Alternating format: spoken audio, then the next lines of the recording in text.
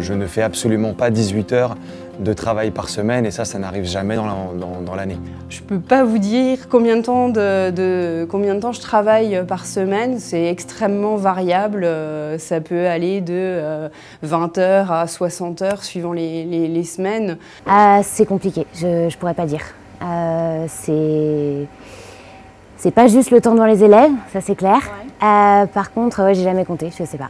Si officiellement on a 15 heures ou 18 heures de cours, en réalité, on est beaucoup plus présent dans un établissement scolaire. On va arriver facile une demi-heure avant l'heure de classe. Il y a énormément de choses à faire, les cours à préparer, les réunions avec les équipes pédagogiques. Moi, je sais qu'on doit travailler beaucoup, je dois travailler beaucoup avec mes collègues de physique pour savoir où on en est et au niveau du programme pour s'adapter tout le temps. Quand on voit la chose de l'extérieur, on se dit qu'on prépare un cours une fois et puis en fait c'est terminé. C'est absolument pas vrai. On a toujours besoin de s'adapter à nos élèves, donc de reprendre de façon régulière nos cours. Il faut que tout soit prêt avant le cours et au millimètre parce que en rep, si c'est mal préparé et que j'ai pas les documents quand il faut et que j'ai pas réfléchi à la transition d'une activité à l'autre, le temps de l'activité et ce que j'attendais à la fin, ça va mal se passer.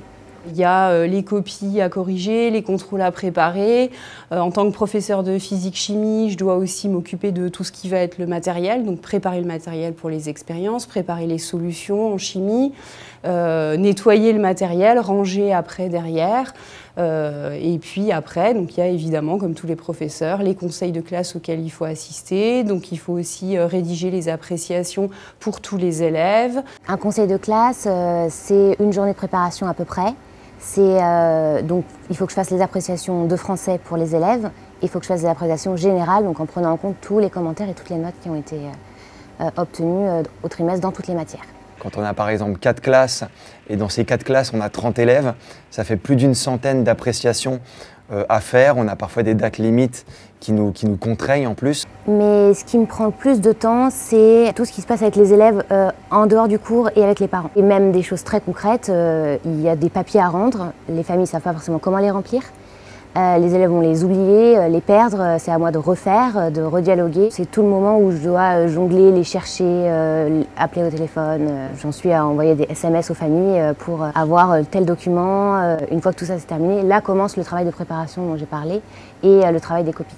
Donc tout un travail énorme autour de ces fameux 15 ou 18 heures. En dehors du collège, on a aussi beaucoup de travail. On a bien sûr les copies à corriger. Moi, je peux corriger des copies tard le soir. Si je prends des copies de terminale, enfin, j'estime comme ça à peu près 3-4 copies dans une heure. Donc ça prend quand même beaucoup de temps parce que c'est des copies qui sont longues. Fois le nombre d'élèves, fois le nombre de classes, on arrive à des chiffres importants. La journée typique d'un professeur au collège ou au lycée, c'est très difficile de dire à quelle heure elle termine. En fait, le travail s'installe dans la vie personnelle.